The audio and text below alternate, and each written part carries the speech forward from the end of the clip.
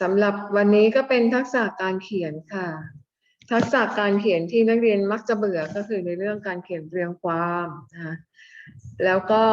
เมื่อก่อนนักเรียนอยู่ชั้นประถมนักเรียนก็ต้องเขียนจดหมายนะอาจจะเป็นสัปดาห์ละครั้งหรืออาจจะไม่ค่อยได้เขียนเพราะว่าภารกิจอย่างอื่นเยอะนะอย่างเช่นวิชาเลขหรือวิชาอื่นๆที่มีการจดเยอะมากนะจดหมายเนี่ยนักเรียนแทบจะไม่ค่อยได้เขียนกันเลยแล้วโดยเฉพาะปัจจุบันนะคะก็เพียงแต่โทรศัพท์กริ้งเดี๋ยวบอกครูว่าลาป่วยหรือว่ามีแค่ใบที่แสดงว่านักเรียนเข้าเรียนนักเรียนป่วยนักเรียนลาขาดอะไรอย่างเงี้ยเป็นใบสี่เหลี่ยมเล็กๆเพราะฉะนั้นจดหมายปัจจุบันนี้แทบจะไม่ได้แตะเลยนักเรียนอาจจะลืมไปด้วยนะสำหรับการย่อความนะคะย่อความอันนี้มันไม่ใช่ลักษณะของครูให้นักเรียนฟังเรื่องแล้วก็ย่ออันนั้นก็เป็นลักษณะจับใจความแล้วก็ย่อลงมาแต่สำหรับย่อความนี่มันมีมากกว่านั้นนะคะเราจะมาดูทีละเรื่องนะคะวันนี้เป็น3เรื่องแต่ในชั่วโมงต่อไปนะคะครูจะขอเป็นให้ได้เรียนเรื่องของหลักภาษาก่อนเพราะว่ามันจะต่อเนื่องเพราะฉะนั้นสัปดาห์นี้จะเป็นเรื่องของหลักภาษากับการใช้ทั้ง2 ชั่วโมงเลยนะคะเพราะว่าเรื่องมันจะได้ไม่ขาดตอนสำหรับการเขียนเรียงความนะคะองค์ประกอบก็คือจะต้องมีคำนำใช่ไหมคะนำเรื่องว่าจะเขียนเรื่องอะไรแล้วก็ย่อหน้าต่อมานะคะก็คือในเนื้อเรื่องนักเรียนก็เขียนเรื่องราวต่างๆที่นักเรียนตั้งประเด็นไว้ว่าจะเขียนเกี่ยวกับอะไรเดี๋ยววันนี้ก็จะดูไปทีละเรื่องสำหรับการเขียนย่อความก็จะมี2ย่อหน้านะคะเมื่อกี้ครูลืมบอกการเขียนเรียงความเราจำได้ว่าตั้งแต่ประถมจะมีอยู่3ย่อหน้าคือคำนำเนื้อเรื่องและก็สรุปนะคะการสรุปนี้อาจจะใช้ลักษณะของกาพกรหรือว่าจะเป็นสุภาษิตอะไรก็ได้หลงท้ายคำคมก็ได้ต่อไปสำหรับการย่อความนะย่อความจะมีเพียง2ย่อหน้าค่ะนักเรียนย่อหน้าที่1คือที่มาของเรื่องราวหรือบทความนะย่อหน้าที่2ก็คือลักษณะของการย่อโดยเป็นสำนวนของผู้ย่อเองนะคะใช้สำนวนของผู้ย่อเองแล้วเดี๋ยวจะมีตัวอย่างให้ดูต่อไปการเขียนจดหมายนะจดหมายก็มีองค์ประกอบต่างๆนะมากมายเดี๋ยวเรามาดูทีละตอนอันนี้มันเริ่มด้วยจดหมายนะคะดูว่า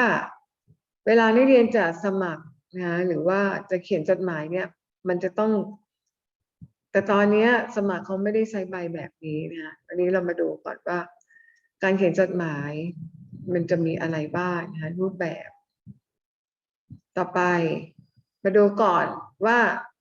เรียงความนะคะองค์ประกอบของการเขียนเรียงความก็มีคำนำมีเนื้อเรื่องคำนำก็คือเหมือนกับการเกริ่นนำนะเกริ่นนำเนื้อหาที่นักเรียนจะเขียนเรื่องที่นักเรียนจะเขียนนั่นเองนะอาจจะใช้เป็นบทเพลงก็ได้ใช้สำนวนสุภาษิตก็ได้ใช้บทกลอนก็ได้นะคะนำเรื่องที่มันเกี่ยวข้องกับเรื่องที่เราจะเขียนส่วนเนื้อหาก็ขยายความนะเราจะวางโครงเรื่องก่อนว่าเราจะเขียนในแนวไหนอย่างเช่นเขียนเรื่องแม่นะเราก็จะต้องเกริ่นอาจจะร้องเพลงเอาเนื้อเพลงค่าน้ำนมมาก่อนก็ได้แล้วพอในเรื่องเราก็จะบอกว่าจากบทเพลงข้างต้นเป็นเพลงเกี่ยวกับผู้ที่ให้กำเนิดเราคือแม่เราจะมีความรักที่มอบให้แม่ในวันแม่มากขึ้นหรือว่าจะมีเนื้อหาอะไรที่เกี่ยวกับแม่นักเรียนก็เขียนบรรยายนะเพราะนั้นซีกทางด้านขวามือเนี่ยเขาจะบอกว่าชื่อเรื่องอย่างเช่นชื่อเรื่องพระคุณแม่นะก็ย่อหน้าแรกก็เป็นคำนำนะย่อหน้าที่2ก็เป็นเนื้อเรื่องจะเขียนเกี่ยวกับคุณแม่ส่วนย่อหน้าสุดท้ายนะคะคุณไม่ได้เขียนคุณไม่ได้บอกว่าย่อหน้าที่3เพราะว่าเนื้อเรื่องอาจจะเป็น2ย่อหน้าก็ได้หรือ3ย่อหน้าก็ได้ถ้านักเรียนจะเขียนเรื่องราวของคุณแม่มากกว่า1เนื้อหานะคะส่วนย่อหน้าสุดท้ายก็คือสรุปการสรุปนี้ก็คือเกี่ยวข้องกับทั้งเนื้อหาทั้งบทคำนำนะคะแล้วก็ พื่อจะให้ผู้อ่านประทับใจจะต้องใช้บทความที่มันมีความรู้สึกว่ากินใจความนะประทับใจผู้ที่อ่านแนวการเขียนเรียงความคือเลือกเรื่องที่เราสนใจนะเราจะได้มีพลังในการคิดวางโครงเรื่องให้ครอบคลุมเนื้อหาที่เราจะเขียนโดยเรียงลำดับนะคะเริ่มต้นนะใช้สับสนไปเดี๋ยวเขียนวกวนไปมาแล้วผู้อ่านก็จะงงแล้วก็ไม่น่าสนใจนะสำหรับในเรื่องนี้อาจจะค้นคว้าหรืออาจจะเป็นประสบการณ์ก็ได้นะเขียนเพิ่มเติมเรียบเรียงนะคะย่อหน้าอาจจะมีย่อหน้าที่1ย่อหน้าที่2ย่อหน้าที่3ของในเรื่องก็ได้นะแต่ต้องเป็นเอกลักษณ์คือเป็นเรื่องเดียวกันมีความเกี่ยวข้องเชื่อมโยงกันนะคะและเนื้อหาก็จะต้องเป็นเนื้อหาที่บ่งบอกถึงเป็นเรื่องเดียวกันนั่นเองนะเช่นเรื่องแม่ก็เกี่ยวกับถึงเรื่องแม่ใช้ภาษาสลับสลวยเข้าใจง่ายตอนนี้แหละการเขียนย่อความเพราะนักเรียนไม่ค่อยได้ใช้การเขียนย่อความนะเดี๋ยวภาระงานเราจะฝึกเขียนย่อความค่ะนักเรียนการเขียนย่อความมีทั้งย่อประเภทร้อยแก้วนะและร้อยกลองเรามาดูก่อนว่าถ้าร้อยแก้วเป็นยังไง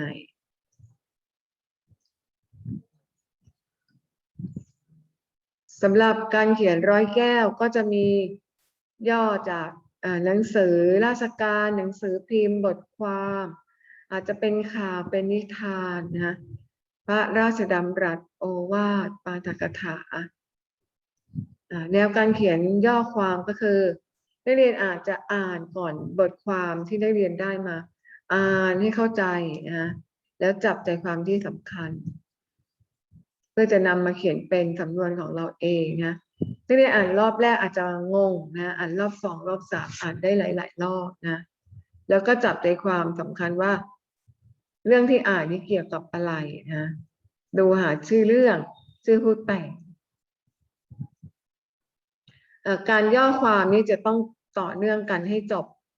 เพียงย่อหน้าเดียวนะก็คือย่อหน้าที่2ย่อหน้าแรกเป็นย่อหน้าของที่มานะการใช้ถ้อยคำกระชับทีนี้ถ้าสมมุติว่าเป็นสรรพนามนะเขาพูดคุยกันเนี่ยฉันอย่างนั้นฉันอย่างนี้ผมอย่างนั้นผมอย่างนี้แต่เราฟังเหมือนกับเราเล่าเรื่องเราดูหนังเราเล่าเรื่องนะเราก็จะใช้เป็นเขาเราไม่ได้ใช้ฉันหรือว่าใช้ผมเราจะใช้เป็นบุรุษสรรพนามที่3นะใช้คำว่าเขาหรืออาจจะยังใช้ว่าเธอก็ยังได้นะตอนนี้นักเรียนดูให้ดีนะดูให้ชัดเจนครูเลือกมาหนังสือเป็นเกี่ยวกับ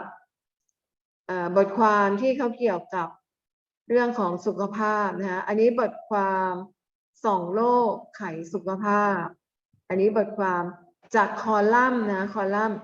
2โรคภัยไข้เจ็บนะคะไขสุขภาพจากหนังสือมติชนนะคะปัจจุบันยังมีหนังสือเล่มนี้อยู่นะทีนี้เรื่องเกี่ยวกับอะไรนะกินอาหารดีก็แข็งแรงได้แม้เป็นมะเร็งนะคะนักเรียนให้สังเกตดูว่าเราจะจับประเด็นอย่างไรนะดูตัวอย่างมาทางซีกขวามือให้นักเรียนเลือกเติมอันนี้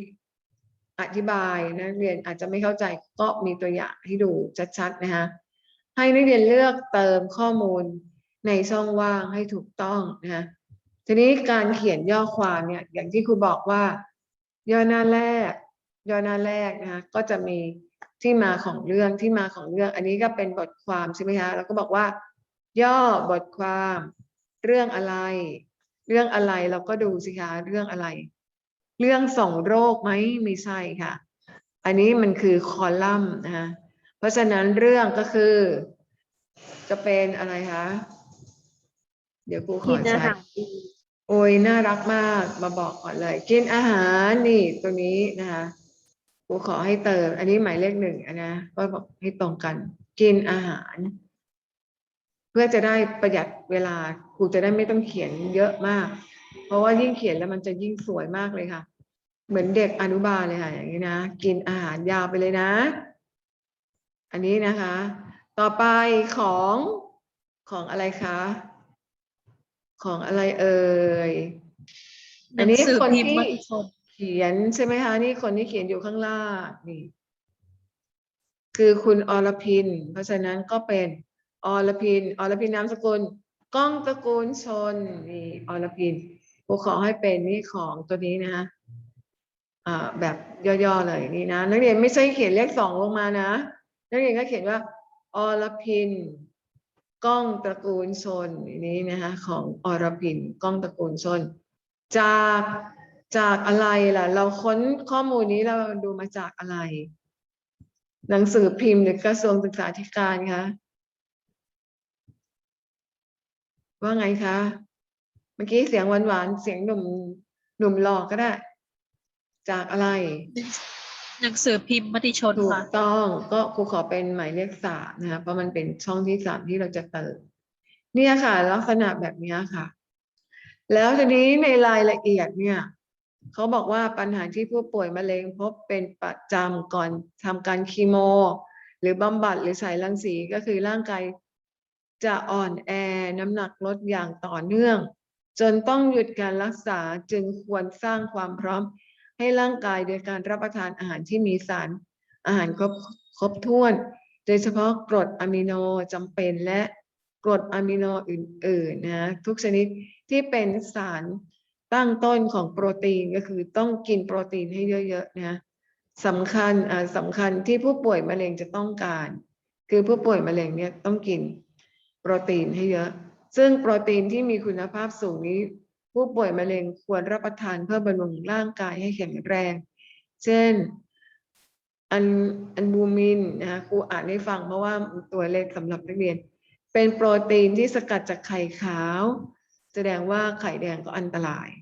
ทำหน้าที่ซ่อมแซมเสริมสร้างความแข็งแรงในร่างกายเพื่อต่อสู้การติดเชื้อนะ2ก็มีซอยเป็นโปรตีนจากพืชตระกูลถั่ว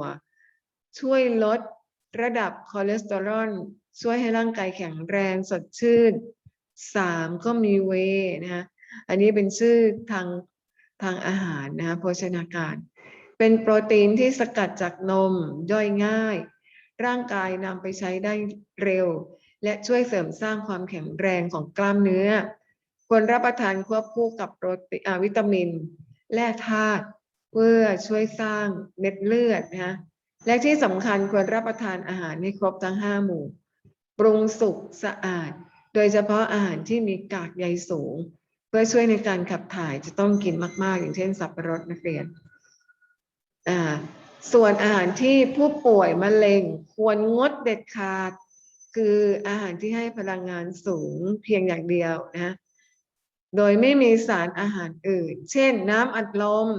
ขนมขบเคี้ยวขนมกรอบๆอาหารพวกทอดนะในน้ำมันก็พวกกล้วยทอดหรืออาหารทอดอะไรเนี่ยปลาทอดหรือปลาท่องโกก็อดนะคะนักเรียนอาหารหมักดองเช่นผักกาดดองหรือผลไม้แช่ผลไม้ดองนะคะแหนมไส้กรอก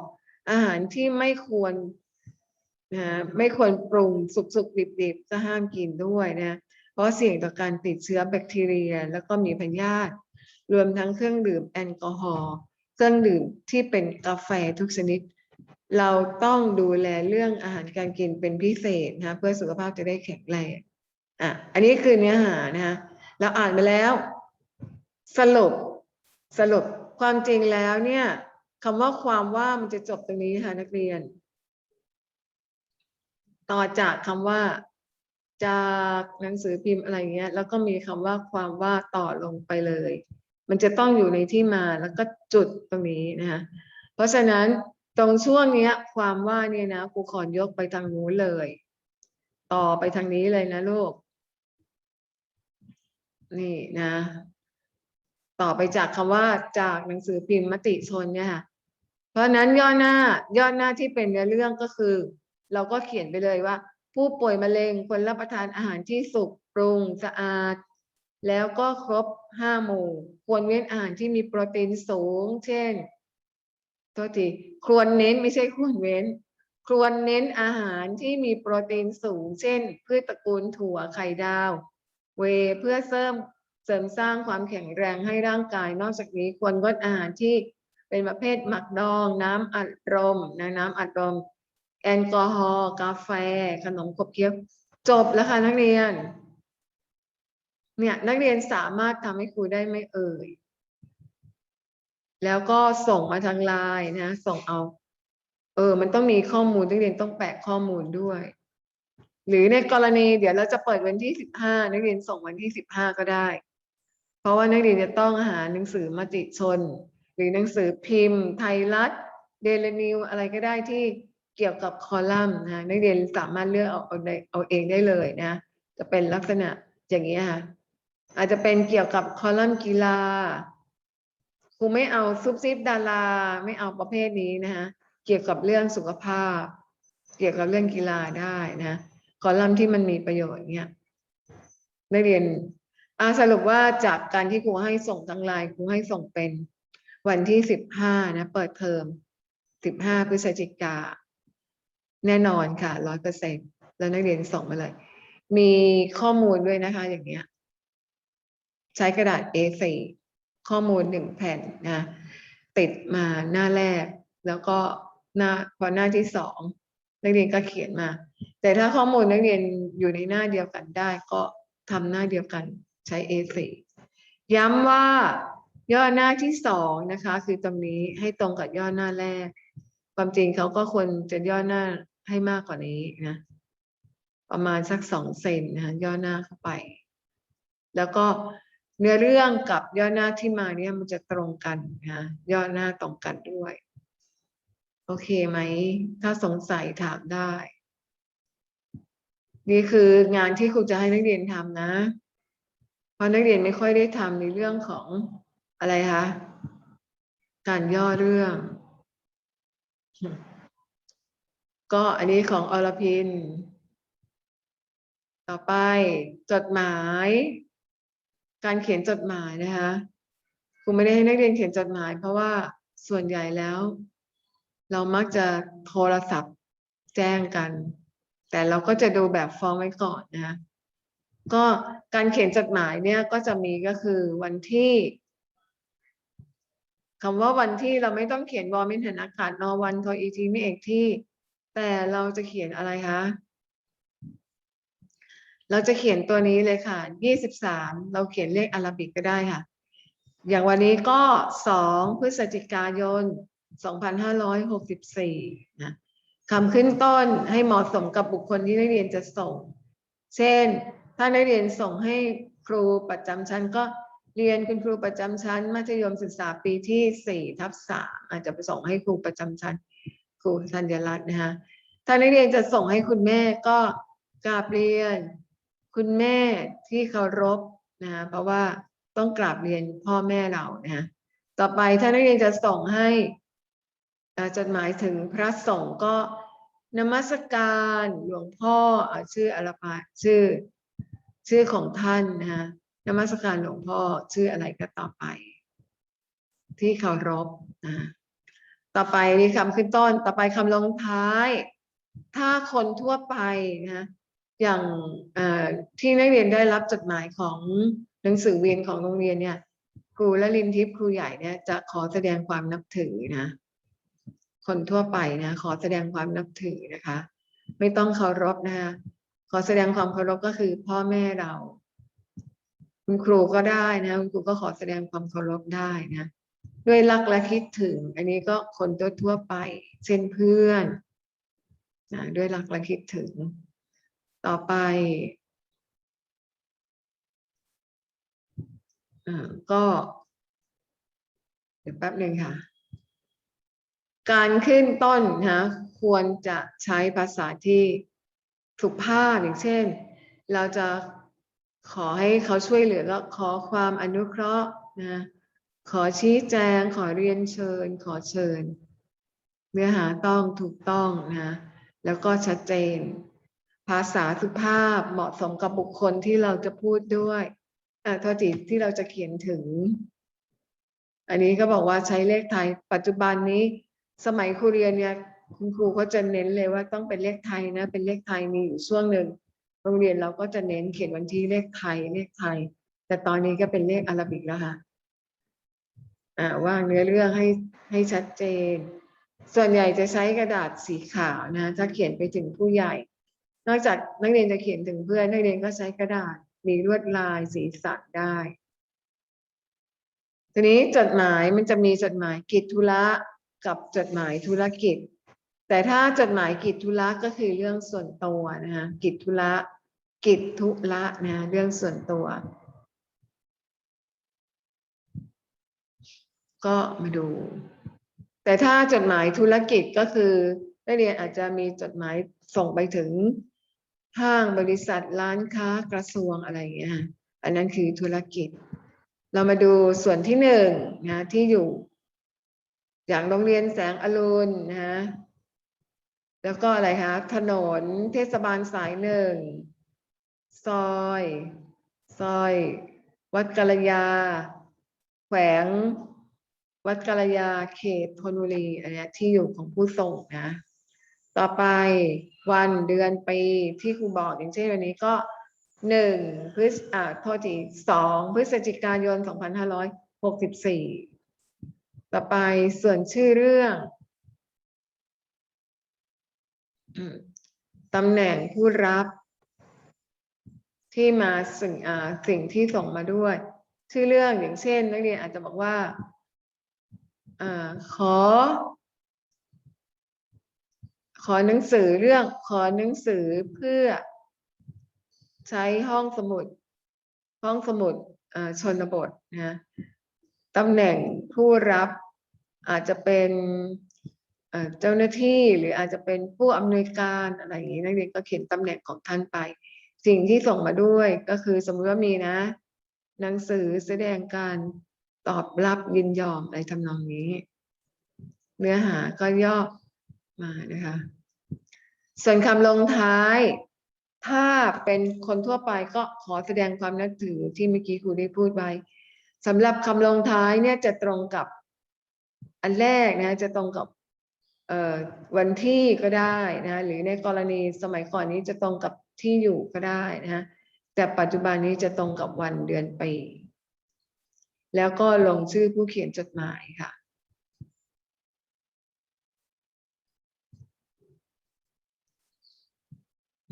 ต่อนะคะต่อไปค่ะ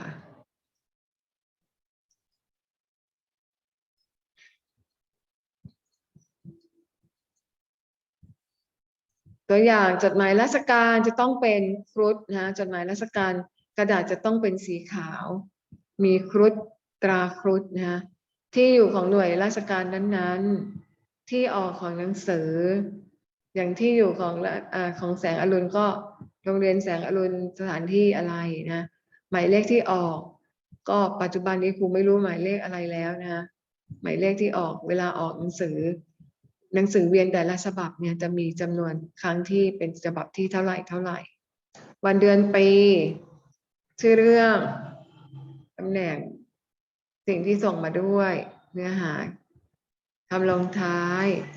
ชื่อผู้บังคับบัญชาแล้วก็แถมก็คือส่วนของหน่วยราชการนะอันนี้ก็ตัวอย่างจดหมายราชการอย่างเช่นอันนี้มีตาครุฑที่อยู่กระทรวงศึกษาธิการสถานที่ที่ออกหนังสืออันนี้กระทรวงศึกษาธิการก็เป็นฉบับที่เท่าไหร่แล้วนะ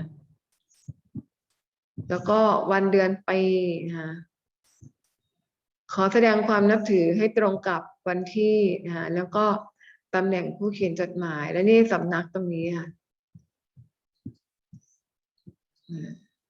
ดูให้ดีเมื่อกี้ครูบอกก่อนต่อไปก็เป็นการสรุปการเขียนเรียงความย่อความและจดหมายนะคะเพราะนั้นการเขียนเรียงความจะต้องมีคำนำในเรื่องสรุปนะแนวในการเขียนนักเรียนก็คิดจะเขียนเรื่องอะไรวางโครงเรื่องค้นหาข้อมูลตรงค้นหาข้อมูลนี้อาจจะยุ่งยากเพราะนักเรียนต้องอาจจะไปสืบค้นข้อมูลมาเพื่อจะเขียนเรื่องราวให้ถูกต้องนะคะแล้วก็เอามาเรียบเรียง ใช้ถ้อยคำเป็นภาษาที่ชัดเจนเข้าใจง่ายสุภาพนะสำหรับการย่อความนะคะการย่อความก็จะมีคือนักเรียนจะต้องหาชื่อเรื่องชื่อผู้แต่งที่มาส่วนเนื้อหาก็คือย่อหน้าที่สองย่อหน้าแรกก็คือเป็นชื่อเรื่องเช่นย่อบทความอะไรนะของใครมาจากอะไรหนังสืออะไรหรือเอกสารอะไรนะต่อไปการเขียนจดหมายนะการเขียนจดหมายก็มีแนวทางก็คือ ถ้าเป็นจดหมายราชการจะต้องมีตราคุดมีวันที่วันเดือนปีนะที่สถานที่ของหน่วยราชการนั้นๆนะคะอันนี้ก็มีบอกรายละเอียดเอาไว้มีตราคุดที่อยู่ของหน่วยราชการวันเดือนปีชื่อเรื่องผู้รับเนื้อหาคำลงท้ายลงชื่อผู้บังคับบัญชาหน่วยราชการเจ้าของเรื่องนี่คือลักษณะของจดหมายราชการนะต่อไปถ้าเป็นจดหมายส่วนตัวหรือจดหมายกิจธุระนะคะ ก็จะต้องใช้ภาษาที่สุภาพ ส่วนจดหมายธุรกิจที่เมื่อกี้ครูบอกมันต่างกันนะธุรกิจกับกิจธุระถ้ากิจธุระนี่ก็เกี่ยวกับสอบถามเกี่ยวกับเรื่องส่วนตัวแต่ถ้าธุรกิจก็ติดต่อค้าขาย หรือว่าเป็นการกล่าวขอบคุณอะไรกับหน่วยงานราชการอะไรเอาละค่ะนักเรียนย้ำภาระงานสำหรับวันนี้นะคะก็คือให้นักเรียนย่อบทความจากหนังสือพิมพ์อะไรก็ได้ที่เป็นหนังสือพิมพ์รายวันทีนี้ถ้าที่บ้านนักเรียนรับหนังสือพิมพ์นักเรียนก็เอาเล่มนั้นนะจะเป็นหนังสือเก่าก็ได้ค่ะไม่ใช่ว่าจะต้องเป็นปัจจุบันเพราะครูอยากให้นักเรียนฝึกเขียนย่อความนะถ้านักเรียนสามารถส่งได้นะก็ส่งทางไลน์ห้องเรียนเดิมใครออก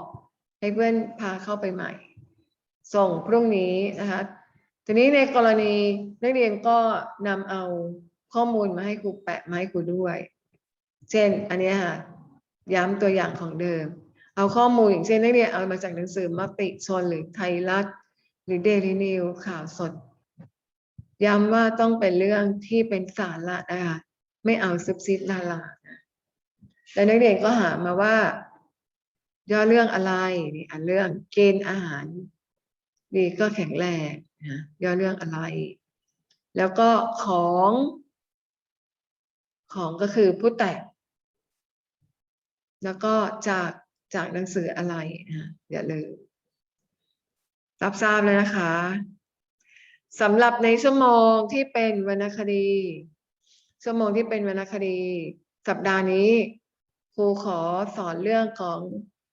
การใช้ภาษาอีกก็คือการเขียนอธิบายเพื่อครูจะได้เข้าทดสอบใน Google Form ค่ะทดสอบก่อนและหลังเรียนอันนี้ก็เป็นเรียนไปแล้วมาทดสอบหลังเรียนไปเลยก็ได้มีใครสงสัยไหมคะเนี่ยค่ะในครั้งต่อไปเนี่ยเราจะเรียนเรื่องการเขียนอธิบายสำหรับเรื่องนี้มันค่อนข้างยาวเพราะฉะนั้นในชั่วโมงนี้ครูก็เลยคิดว่าจะตอบไม่ได้นะเอาไว้ชั่วโมงต่อไปมีใครสงสัยไหมเอ่ยตอนนี้มา28 คนเองค่ะนักเรียนห้องเรามี32 คน28ลา1ลา2คือวรพงศ์กับนักกีฬาธีรพัฒน์เข้ามาไหมไม่เข้าใช่ไหมคะตกลงธีรพัฒน์กับสรนันท์นี่เขาคู่แฝดไปไหนไปด้วยกัน โดดก็โดดพร้อมกัน จะมีใครสงสัยอะไรอีกไหมตกลงว่า สามารถทำย่อความได้ได้เรียนดูในรายงานดูในอะไรหนังสือพิมพ์รายวันถ้านักเรียนสามารถทำได้ทำส่งในไลน์เลยนะคะแต่ถ้าจะให้สะดวกก็คือทำใบงานแล้วก็ส่งวันที่15เลยก็ได้นักเรียนใช้เวลาถึงเก็บกับ2 อาทิตย์เลยนะมีใครขัดข้องไหมหรือว่าสงสัยไหมคะถ้าเงียบคือไม่สงสัยนะเดี๋ยวครูเตรียมรอรับน้องเลย อ๋อไม่ใช่น้องห้อง4/1/2ถ้าอย่างนั้นถ้าสงสัยก็ส่งไลน์มานะคะ